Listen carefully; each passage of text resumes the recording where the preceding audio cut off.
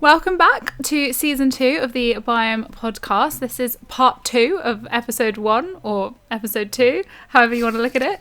We are continuing our discussion of trophy hunting today, and you have me, Kate. We are here with both Emma and Robi. We're all back, ready to go.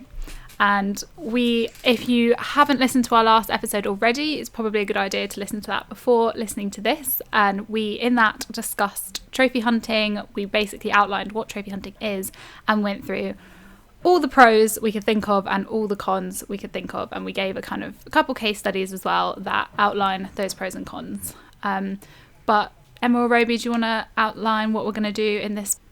Yeah, so hopefully we've given a nice presentation of both sides of the argument, why you might approve of trophy hunting, why you might disapprove of it, and now we're going to kind of really dig deeper and discuss that. We're gonna analyse some of the case studies we were put forward. We're going to look at some of the human perceptions which will influence our judgment on this, and then we're going to look at kind of the next steps for the sector, what's happening now, what's the latest, where's the field at, and we're going to round up with our opinions. I know mine has changed a little since just from recording, not just researching, but actually recording. But yes, at the end of it, you will learn where we sit on this really complicated issue, and then we're going to try and engage with you as much as you can. We'd love to hear what you have to say. Fill the comments with your opinions on trophy hunting. We would love to get this conversation started. So I think we're going to begin with a bit of a discussion. Emma, you had something to say about emotions and how the problem might be skewed. Yeah, no, I think this is maybe something our viewers, listeners as well, might be a bit conflicted as well with their own emotional stance on where they stand on trophy hunting. So I think we could all agree that we do, like you're saying, Kate, when it comes up on your feed on Instagram, when you see these trophy hunters posing with animals, it does trigger this really strong emotional response. And I think because of this, it can almost be seen as a bigger problem than it actually is. Because it's so evocative, people kind of treat this as, this is the biggest problem, we need to tackle this, we need to ban it, it's so inhumane, it's so unethical. But we need to think about how many animals are actually killed through other means as well. So just general poaching. So things like snares, poison, spearing, that's on a much, much bigger scale and a much larger quantity of animals. Trophy hunting, we're only talking about the taking of selective individuals, whereas something like poaching more generally is a lot more broad. And also from just the humaneness side, I guess, is that trophy hunting is usually carried out with very specialised, highly developed guns, which are designed to kill the animal like that. So arguably that's much more humane than an animal dying because it's got its leg trapped in a snare and then it dies of starvation or just prolonged pain and suffering. So that's just, I think, an emotional thing. People might have some comments on that, so we'd love to hear them, but that kind of emotional side of things maybe gets in the way of the problem. I think as well, while you were saying that, it kind of got me thinking about the kind of indirect deaths of wildlife and animals caused by humans through, habitat loss, climate change, all the kind of big problems that don't have a face. Whereas trophy hunting's easy to get angry about because it has a face, and people who hunt are quite vocal about it, a lot of them, and they post their photos and you can see, oh, that person killed that animal, I'm angry. But there's all these other ways that animals are dying or being hurt and that you can't directly blame. And I think sometimes we jump on trophy hunting as an easy thing to criticise, and you can feel good about criticising it when actually it's not the biggest threat to biodiversity. It's not even close, and it has all these possible benefits as well to biodiversity that we've discussed. And it's just an easy thing to get angry about rather than necessarily a sensible thing to get angry about. It's interesting. I really like that point about the face, having a face to it. And kind of bringing up the idea that actually, maybe it is something of a smokescreen, and maybe it's hard to think about climate change because we were all complicit, and it's hard to think about global agriculture systems, because we're all complicit, because we all buy our Weetabix. But actually, are we using trophy hunting as something of a scapegoat? Because it's easy to blame them and say, yeah, they're the bad guys. And it might... Is there a subconscious deflection of guilt and blame away from yourself when we discuss issues like this? Scapegoat is a really good word that I forgot. I think that puts it really nicely. Which kind of makes you think, oh, this really isn't the problem we think it is sometimes. Although, obviously, in an ideal world, no elephants would ever die. Well, obviously elephants would die because that feeds hyenas, but, like, you know what I mean. Anyway, the other really nice... Well, not really nice, but the other really interesting thing here, which we mentioned at the very end of the first part of this podcast, is that actually some animals, endangered animals, can benefit from trophy hunting when not being hunted themselves. So, Kate, you said trophy hunting of antelope species which are not endangered. The money can then protect endangered rhinos without them being trophy hunted. And that raises a really interesting question surrounding speciesism, doesn't it? Yeah, I think it's when you're thinking about your position on trophy hunting and kind of for and against, you have to ask yourself certain questions like, do these arguments for and against hold true for all species or just some? And does their conservation status, so whether or not they're endangered, how endangered they are, does that influence how you feel towards trophy hunting? I think it does for me, I think.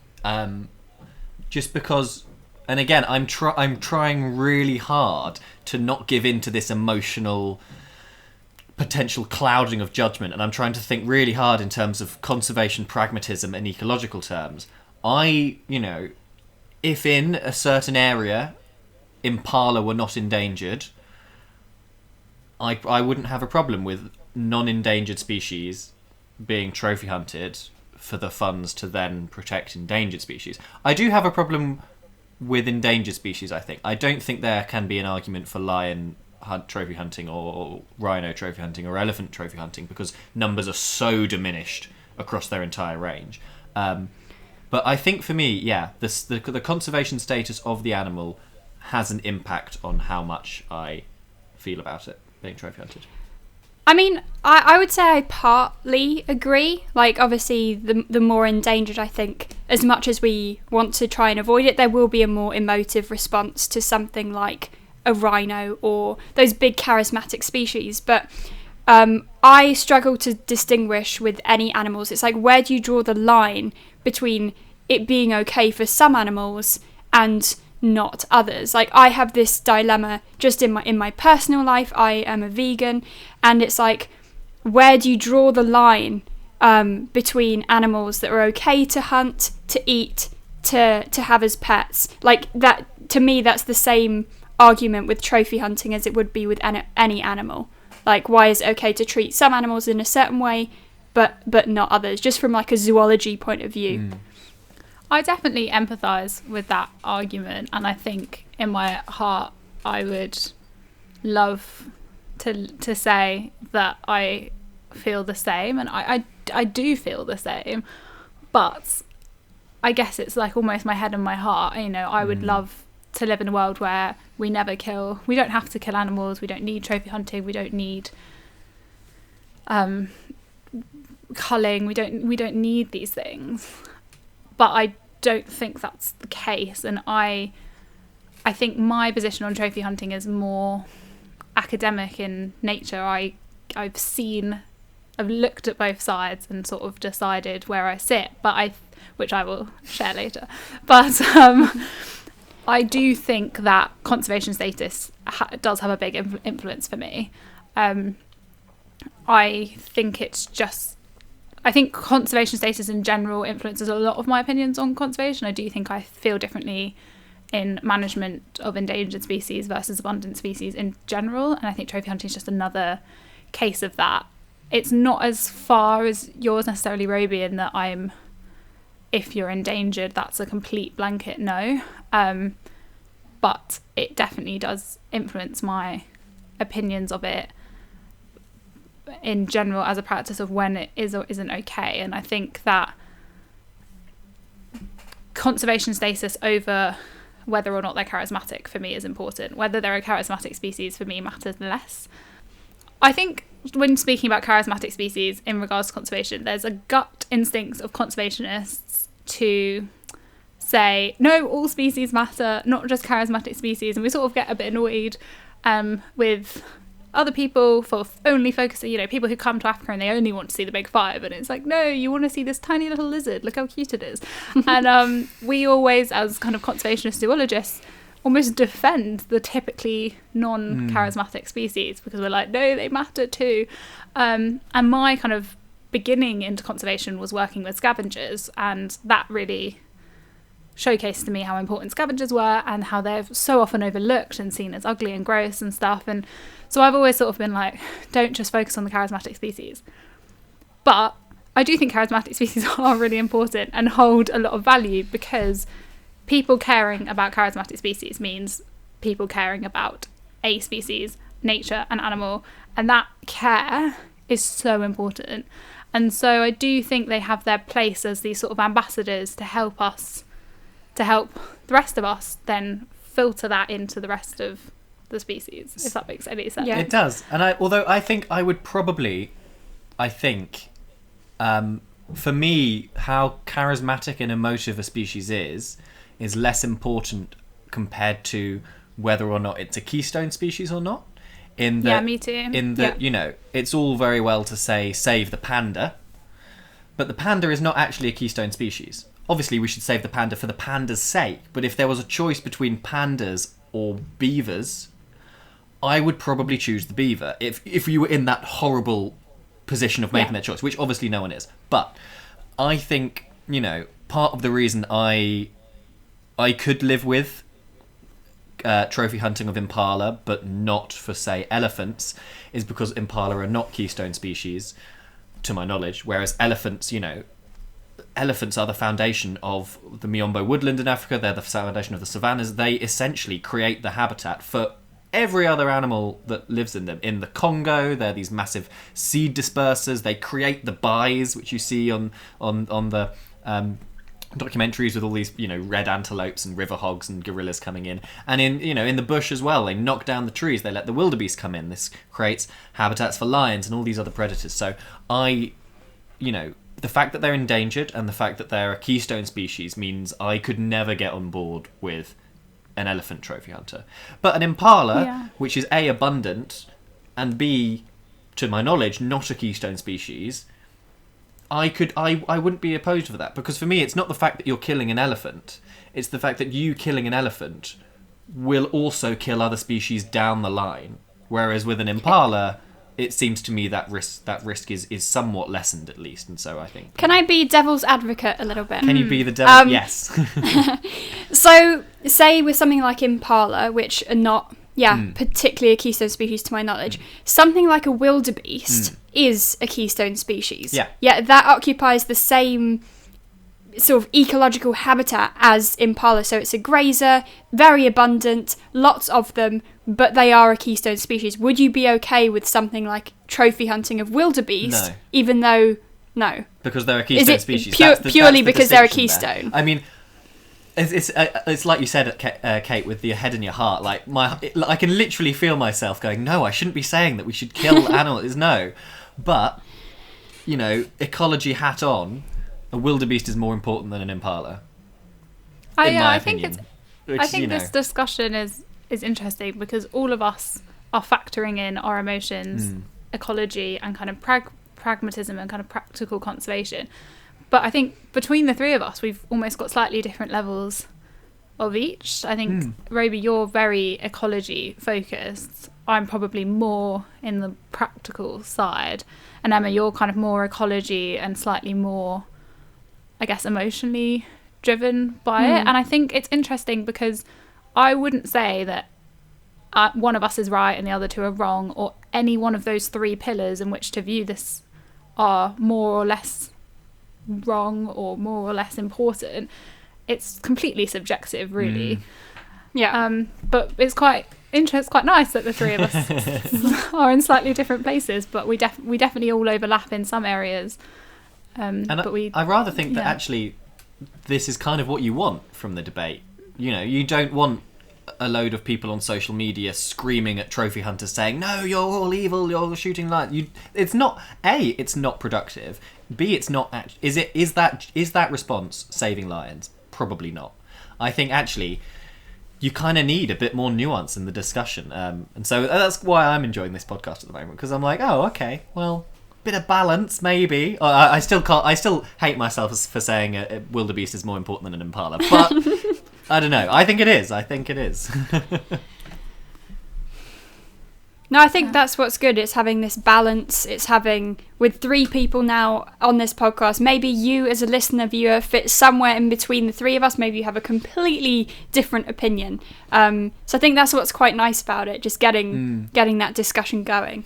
And what's interesting, if we take the side of the hunters in this scenario, an argument which comes up quite a lot is that hunters would argue that the sentiment of conservationists and animal rights activists is actually impeding our ability to protect them as a species, which is quite interesting because I've just taken that view as well, but from completely the other direction, which is quite funny. But there is another point to be made here, in that to what extent do we have the right to tell other people what they can and can't do? I mean, as there was an article on The Guardian looking into the psychology of big game trophy hunting, and one quote which stuck out for me is, some people enjoy hunting just as much as other people abhor it. And do you know what? This is going to be really niche, but I'm going to actually... So I watched The West Wing, which is this political drama set in the States. It was like made in the 90s, early 2000s. And they were having an argument about gun control. And one of the characters, a Republican, said to a Democrat who was in favour of gun control, it's not about guns. It's not about the fact that you don't like guns. It's about the fact that you don't like the people who do like guns. And so she then came around and said, it's not about guns, it's you don't like the people. Which I think you know, on our side of this debate, we are actually quite guilty of. It's very easy to say, you know, I don't like you, you're a trophy hunter, just because maybe you hold different views. I know a lot of trophy hunters in the US a lot of them certainly are conservative and might have Republican views, but a whole load of them are also Democrats and might have more liberal views. So I kind of think, you know, we need a bit more objectivity with this discussion sometimes, especially when it comes to the human aspect of it. Yeah, and I think, like you were saying, Kate, before, it's like, now that we have a face of trophy hunting and there's an actual person, so to speak, to blame if we feel this is wrong, it's so easy to point fingers and say they're the ones causing all the harm and we're kind of innocent in this. But I think that's why we really wanted to outline that there are significant pros to trophy hunting. You can't just attack people without considering both sides. Yeah, and I think on the side of the hunters is that a lot of them, it's a sport. They view it as a sport, and I think a lot of people find that quite a hard pill to swallow, because they say, how can you say killing is a sport? How can that's such a horrible way to put it. How can you compare, you know, taking the life of an animal to football or something? But you know, I think there is a strong argument to be made of who are we to judge and who are we to tell people what they can and cannot do, and people do enjoy it, and that's I think important. It's an important distinction. What I quite like about that quote you just gave, because they're not coming at it necessarily with a malicious intent. They're not saying that they hate, you know, antelope and they want to watch antelope suffer. And if you ask them, they'd probably say, no, we love them, wouldn't they? Yeah, they've completely detached from the animal. They're very much viewing it about themselves and saying, oh, it's not that I want the animal to die, it's just that I enjoy it, I have fun, it's the thrill of the chase and all that stuff. And I think you could easily rebuttal that and say, well, that's really selfish, and well, what about, you know, that's wrong, and that's fine. If you don't agree, then that's absolutely fine. But I don't think that the intent behind it is this to be cruel and to be inhumane. The intent is more it's something they've grown up with and they enjoy it, and so they just want to go and have fun, and we just disagree with the way in which they're doing that. And it's because I think there are a lot of sorry, Robi. No, please. There are a lot of parallels here with phototourism, which people maybe overlook. The idea that it's still that thrill of going out, of stalking, so to speak, and then a photographer's prize will be the image, and they're happy with a canvas on the wall of the picture that they took. Whereas for trophy hunters, it's still the stalk, but their prize isn't the photograph, it's the head. And when you think of it like that, they're very, very similar, but one is put on this pedestal of, we need to advocate for phototourism, that's the way to go, and one is demonised and the trophy hunters get attacked. And I think a point in which trophy hunters might use to rebut the conservation movement, and which I think the conservation movement needs to essentially have a better answer on, and perhaps show a little bit more backbone, I think, when we discuss it. It's very easy for, Westerners to have a go at trophy hunters, and yet they would accuse us of not taking any stance on indigenous subsistence hunting, or indeed indigenous trophy hunting in various areas where it happens. And I think the gut response of kind of conservation movements, particularly in the West, would be an immediate polarization of the issue, in that white trophy hunters are always bad and indigenous trophy hunters are always fine and it's always sustainable. And not only do I think that's a very inflammatory argument, I think that will only ever inflame the divide between the two sets of opinions. It's also not entirely true. In several cases I can think of off the top of my head, it's not always the case. And I think in order to engage with this debate, and in order to take this debate further, on the conservation movement side, I think there needs to, that polarization from the get-go needs to be stopped. And frankly, I think there needs to be a better answer on kind of our side of the aisle to how we deal with those with that kind of situation.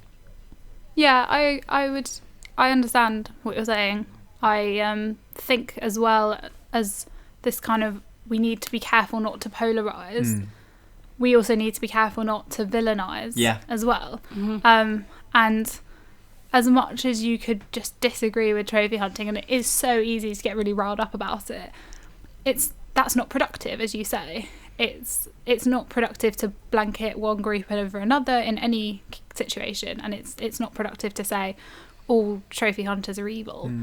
And I think I agree, polarization's never going to help. We know that. We see it happen in politics. It's not getting us anywhere.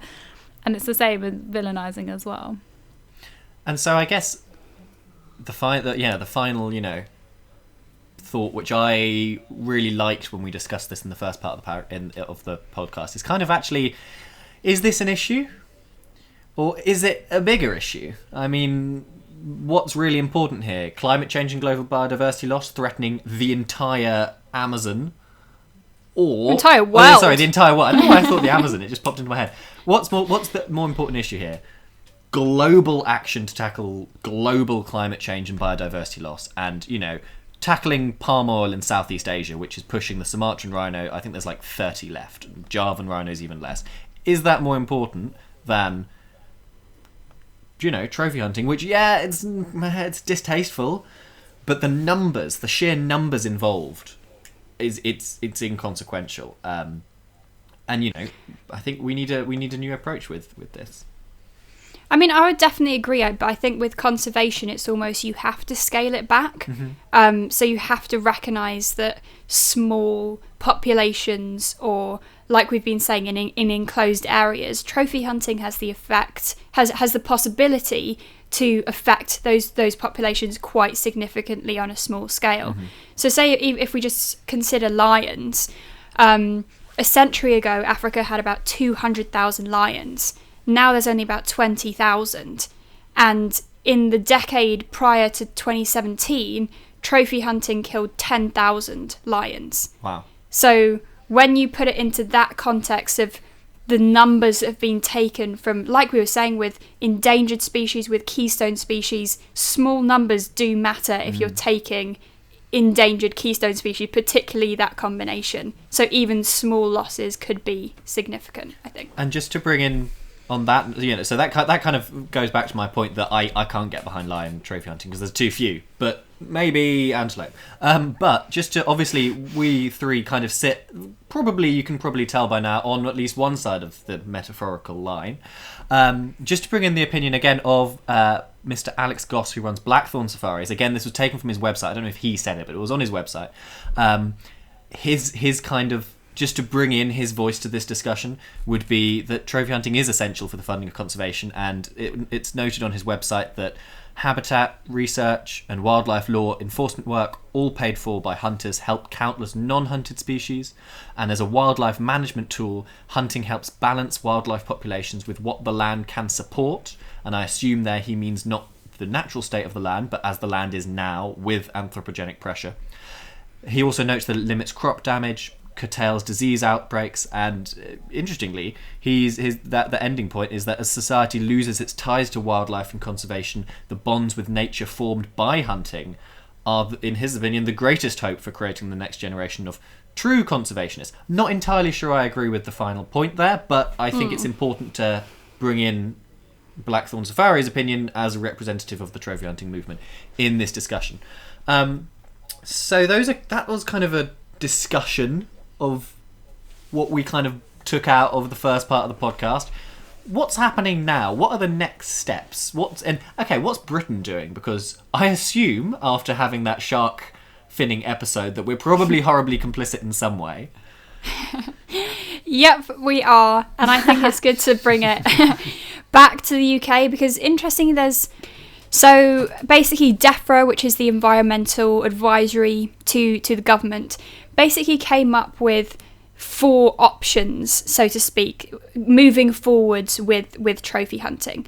So currently in the UK, there isn't a blanket ban on trophy hunting imports and exports. So species which are on Appendix 2, so things that includes lions, can still be legally imported and exported into the UK. Basically with that, the UK is not complicit. We are a significant sort of importer and exporter of trophy hunts, basically, and also that includes the stag industry in Scotland as well. That would come under trophy hunting. So basically the 4 options that DEFRA outlined is: 1, you could ban the import and export of hunting trophies from certain species. So the argument we have, if they're very endangered, if their numbers are significantly declining. 2 would be stricter requirements for clear benefits to conservation and local communities that would need to be demonstrated before the permits could be issued from certain species coming into or leaving the UK. 3, that there would be a ban on all hunted trophies entering or leaving the UK. And 4, do nothing, which is just continue to apply the current controls and just go with kind of internationally agreed rules. So maybe we can just have a discussion between the 3 of us, like, out of those 4 options, what do you kind of see as the way forward with the UK? My immediate gut reaction is I like the second one. So stricter requirements for clear benefits to conservation, local communities to be demonstrated. My cynical hat being on is that would be put into law without any clear definition of what any of that means. Yeah. Similarly to what we discussed in the previous episode, where South Africa allowed for increased hunting of black rhinos and said, if we kill too many, we will stop, basically. And they didn't specify what too many meant. And I worry that we would do the same thing, where we'd say, okay, we're only going to allow this to happen when clear benefits have been demonstrated, but there would have to be a lot of research and decisions on what those benefits are and who assesses those, I think, is important, especially when talking about local communities. I think that the local communities would have to have a say on whether or not they feel like they've been benefited. I don't think that is something that we can decide for them. That's a good point. Yeah, it's all very well saying, oh yes, this village benefited, but did anyone actually ask them? Do they feel like they're benefited? It might be that the benefit is that they're given some meat, but if it's not meat that they want or can cook or can use or whatever, then that's no good. But it might be that we do something great. I don't know. But I think that those kind of things, if that was done well, I think number 2 would be good. But if it was done badly, I think it would potentially be even more damaging. I think I could get behind if I thought about it, and if the government thought about it, I could get behind 1, 2, and 3. At the moment, I don't think I could get behind 4, which is do nothing and continue to apply current controls based on internationally agreed rules, because I'm not entirely sure I agree with the fact that lions remain on Appendix 2 of CITES, when, as Emma said earlier, we've got, 20,000 down from 200,000 in 50 years? I don't see how that could work for me. But hey, that's just... I don't have a degree yet. That's my opinion.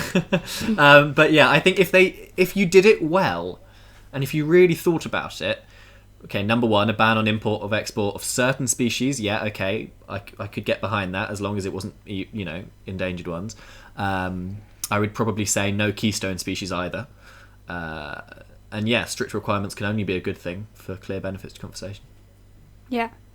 I think the difficult thing for me is basically any of those options you pick, you were deciding your stance, whether you're pro or anti trophy hunting, because export countries like the UK, where you can still import and export trophy hunts, are playing a significant role in allowing hunters to move their trophies around the world.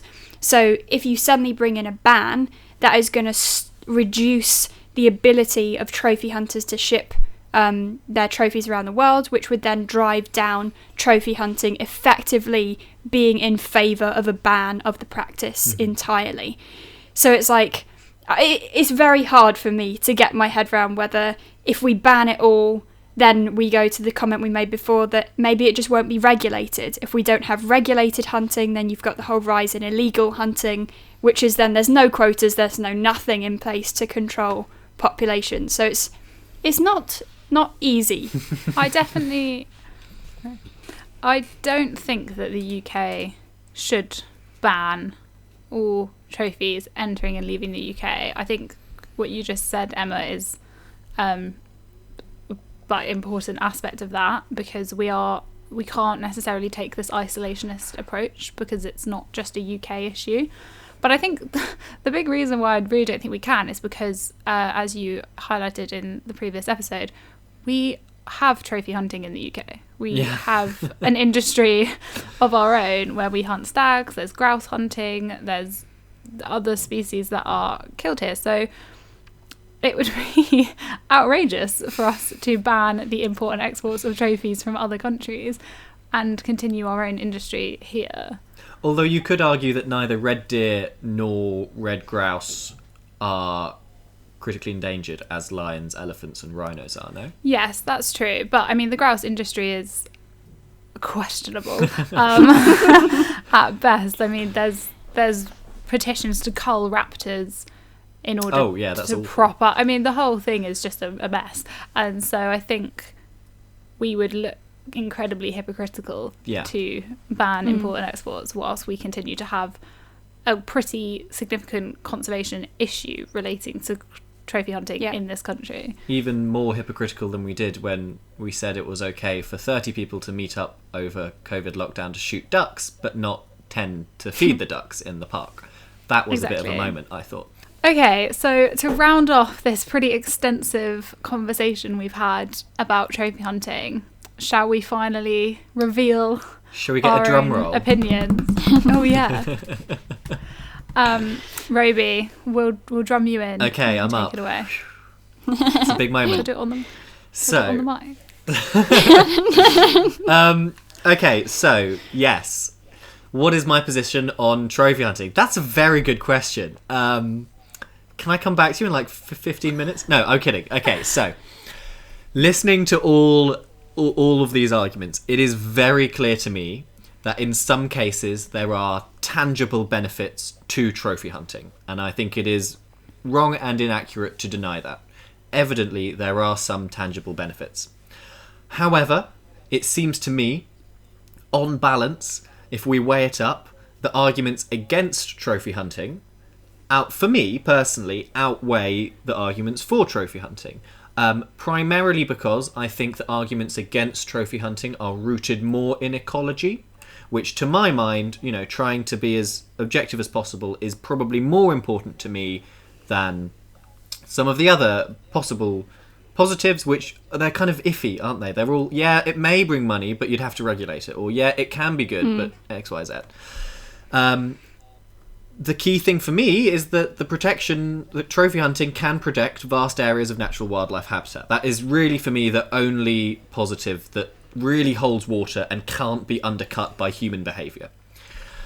So, my final position is there is evidence suggesting that trophy hunting has some good points. There is more evidence suggesting that trophy hunting has more bad points.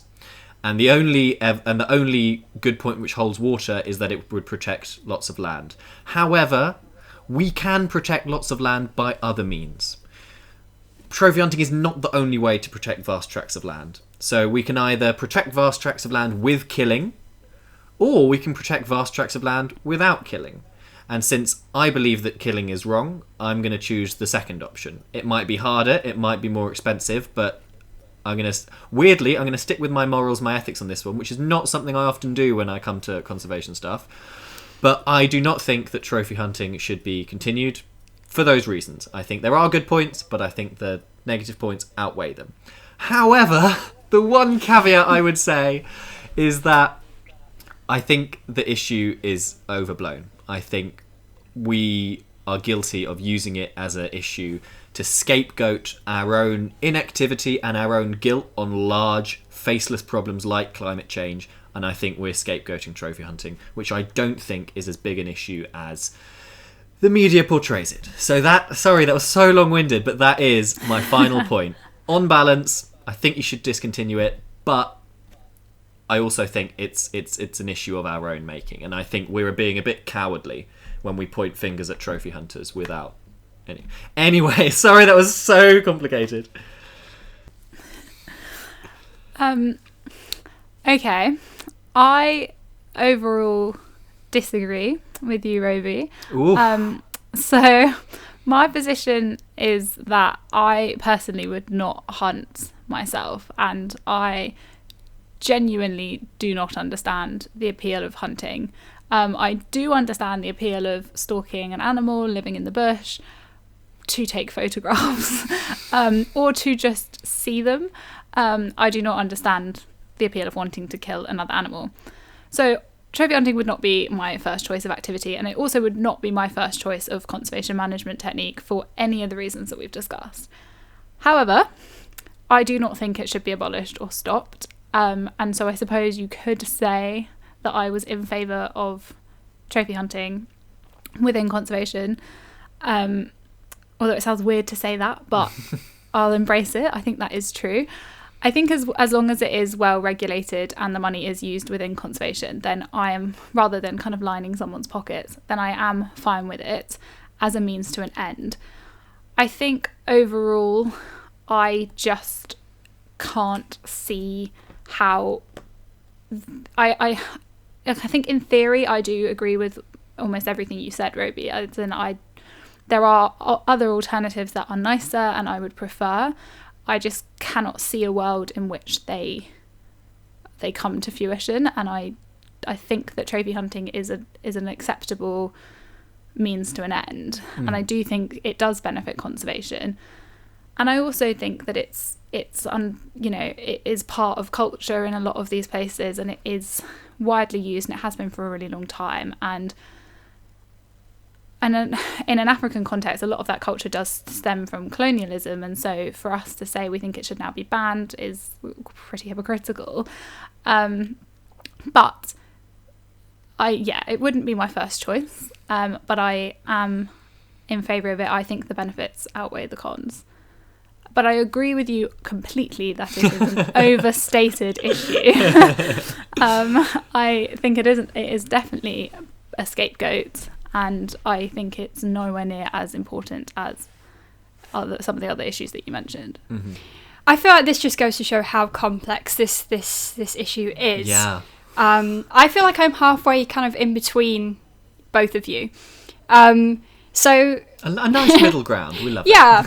I mean, I don't think there should be a need for trophy hunting. The fact that conservation is being funded by animals being shot by rich hunters just seems absurd to me. Like, the wealth distribution on our planet is so unequal. I was going to say something rude there, but no. So unequal that if people had the will and the drive to fund conservation just through donating, and because they feel that that's the right thing to do, we wouldn't need money from trophy hunting at all, because there's enough money there to fund the conservation industry if people had the will to do it. But kind of agreeing with the UK, given the current modern world that we live in and the state of our planet at the moment, I think that we have outlined some significant positives that can come from trophy hunting. And whilst there isn't an alternative, trophy hunting is protecting vast areas of land which would otherwise be turned into pastures and agricultural land, which could then just degrade the landscape to the point of no return. We could maybe not recover from that. So I don't think we can stop the practice overnight. We can't just be like, right, let's ban it all, let's stop it all today, because then you don't have an alternative. You need an alternative to be able to support the local communities, the local habitats, and I don't think it can just be stopped without a really, really comprehensive plan of, right, let's have a whole rethink about how we fund conservation.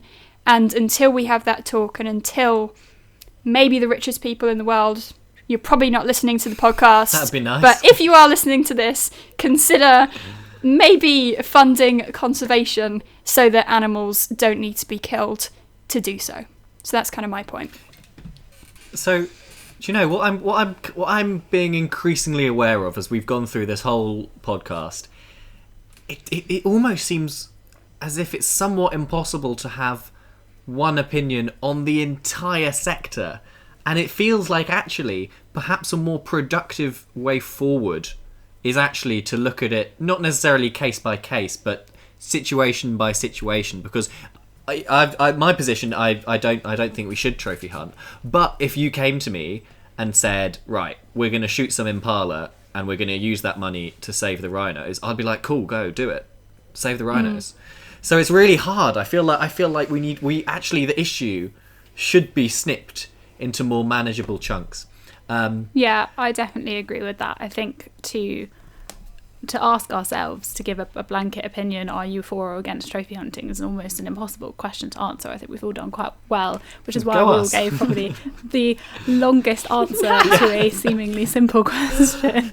Essentially a yes/no question, because it's complicated, and you have to make sure you cover your bases, or you're not going to say something that's completely not what you think at all. And I do think, I agree, a situation by situation take on it is often going to make more sense. Yeah, we really kind of shot ourselves in the foot. We really bit off much too more than we could chew. I think that's going to be a theme. So that is probably a really good place to end this 2-part episode, podcast, whatever you want to call it, on trophy hunting. We hope, as we ourselves have, that you've been given a lot of information to digest and, chew on and think about. You've heard all the evidence for trophy hunting and all the evidence against trophy hunting. You've heard the discussion, and now you've heard our opinions. We don't all agree, which is quite a nice place to be at, because it means, there's room for discussion further down the line. But now, kind of over to you, the listener. What do you think?